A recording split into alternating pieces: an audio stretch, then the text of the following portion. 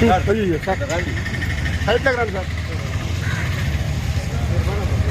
సాకే ఆదినారాయణ. నేను బీసీ సమన్వయ కమిటీ జిల్లా చైర్మన్గా పనిచేస్తున్నా. అదేవిధంగా ప్రజారక్షణ సమితి స్టేట్ కన్వీనర్గా ఉన్నాను.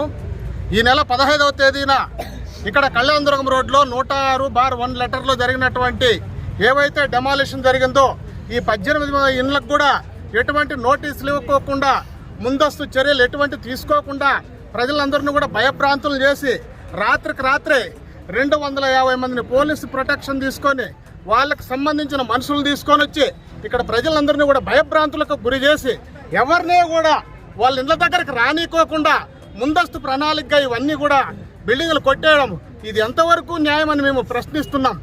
ఇక్కడ అసలు ప్రజాస్వామ్యం ఉందా? వీళ్ళందరూ కూడా ఓట్లు వేసిన వాళ్ళే కదా, మీ అందరినీ కూడా ప్రజాప్రతినిధులుగా ఎన్నుకున్న వాళ్ళే కదా.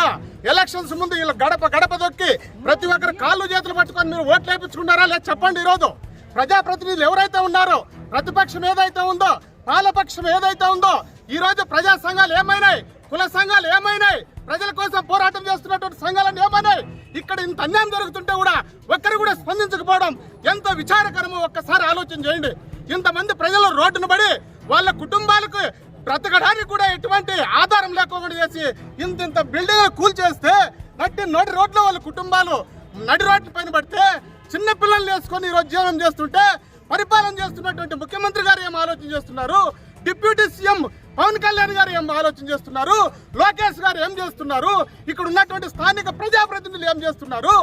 ప్రజల చేత ఎన్నుకోబడినటువంటి జడ్పీటీసీ, ఎంపీటీసీ, సర్పంచ్లు ఏం చేస్తున్నారు? వార్డు మెంబర్లు ఏం చేస్తున్నారు? ఈ అన్యాయాన్ని వ్యతిరేకించడము, ఈ అన్యాయాన్ని, దౌర్జన్యాల్ని అరికట్టి వేయడానికి ఒక్కరు కూడా రాకపోవడంతో ఇంతమంది ప్రజలు రోడ్డును పడినటువంటి పరిస్థితి ఈ రోజు ఉంది. ఇదే విధంగా ప్రజలకు ఎక్కడ అన్యాయం జరిగినా కూడా బీసీ సమన్వయ కమిటీ ద్వారా మేము ముందుంటాం.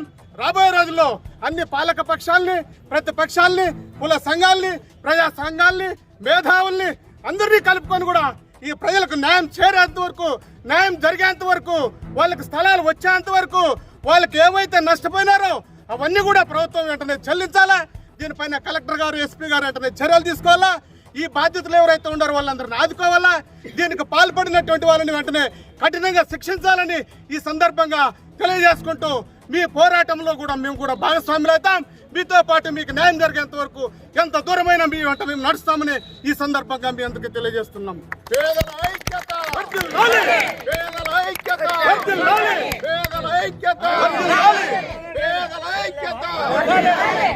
నష్టపోయిన బాధితులకు వెంటనే నష్టపరిహారం, వెంటనే నష్టపోయిన బాధితులకు నష్టపరిహారం, వెంటనే బాధితులకు నష్టపరిహారం, వెంటనే ఎవరి స్థలాలు వారికి వెంటనే, బిల్డింగులు నష్టపోయిన వారికి నష్టపరిహారం వెంటనే.